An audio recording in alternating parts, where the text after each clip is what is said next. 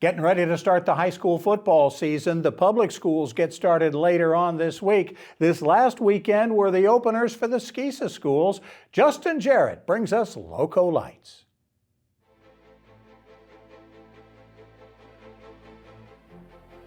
Hey, LowCo sports fans, the long wait is over. High school football is back, and it's time for a new season of LowCo Lights on WHHI, powered by LowCoSports.com. It was just an appetizer, but the opening week of high school football in the LowCo was a tasty treat that left us hungry for more. We had sensational performances on the ground, through the air, and in the return game, plus a defense that pitched a shutout, and we capped it off with a Donnybrook that went late into the night. But it all started with an afternoon delight under the blazing sun in Sea Pines, where Hilton Head Prep hung in early against Beaufort Academy, but ultimately couldn't contain all the Eagles' weapons. It was scoreless through a quarter, but that's when the Eagles went to the air. Nic Shuford Jr. taking over under center for his older brother Dietrich, now on the coaching staff, and Nic-Nic puts it right on the hands of Devin Fripp, and not many can catch him. Fripp off to the races, 49 yards to open the scoring. Then Shuford got his pal Jace Paulk in on the action with a 65-yard bomb, the first of 2 touchdown grabs for Paulk, who had 140 yards on 5 catches. That opened up the ground game for Nick Underwood, who was bottled up early but got loose for a 45-yard touchdown run to make it 22-0 at halftime. Underwood finished with 147 on 11. After an hour-long delay due to a pop-up thunderstorm, Beaufort Academy doused any hopes of a Hilton Head Prep comeback when Fripp showed off his wheels once again, taking the opening kickoff of the second half 91 yards for a touchdown, and BA wins big 36-0.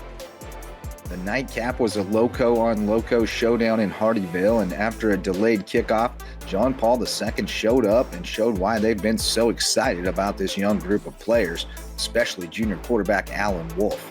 Wolf scampered to the end zone on the second play from scrimmage, and it set the tone for what was to come. The Warhawks answered right back, and the teams traded touchdowns early before JP2 opened up a 24-14 lead on a Jackson Riley field goal. Colleton Prep rallied to pull within 24-22 early in the fourth quarter, but Wolf went 60 yards to pay dirt on the next offensive play to restore the 2-score lead. JP2's defense made a big stop, and Shane Milligan let his bruising back seal the win with a gutsy 4th down call. Talk about that decision on 4th down to pretty much seal the game at the end. You know, I knew between Allen and Andrew Boyden, we would take care of the ball and we would drive it home. Those two guys, when it's down to crunch time, I want the ball in their hands. Boyden converted, Wolf took a knee, and the Golden Warriors celebrated a huge win for a program that's hungry for success after a couple of tough seasons to start Milligan's tenure. Boyden was the workhorse, rushing for 134 yards and a touchdown on 21 carries, while Wolf racked up 127 yards and 2 TDs on 10 carries and was 3 of 5 passing for 90 yards and a score.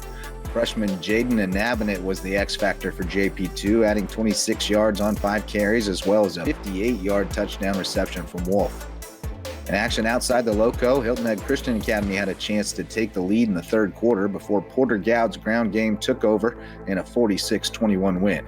And Cross Schools was blanked 33-0 at the Kings Academy in Coach Rico McCoy's debut.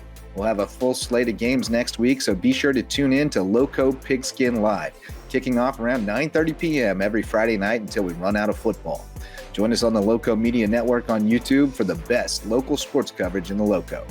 For LowCo Sports and WHHI, I'm Justin Jarrett. Until next time, go LowCo.